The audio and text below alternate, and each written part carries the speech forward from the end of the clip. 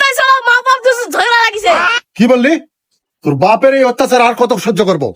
প্রতিদিন গঞ্জাম। তোর বাপের আজকে এই যে লাঠি দেখছিস না, এই লাঠি দিয়ে আজকে আজকে কি ব্যবস্থা করি, চল আজকে তোর বাপের ব্যবস্থা করবো। তোর বাপ জ্বালায় জ্বালায় আমার বোনটাকে শেষ করে ফেললো। আমি কি তোর বাপের এক পয়সা খাই রে? হ্যাঁ, থামো থামো, বাপের হাতে বন্দুক দেখলাম, বন্দুক পালা কই?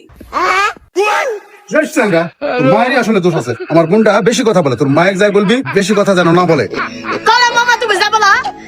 না, আমার কাজ আছে, বৃষ্টি আসতে পারে, এই জন্য এগুলো তুলতে হবে। তাহলে থাকো, আমি চলে গেলাম। থামো থামো। কি?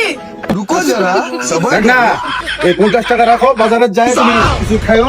আর তোমার বাবার নামে যেগুলা বললাম ওগুলা যেন তোমার বাবা বলো না। আচ্ছা।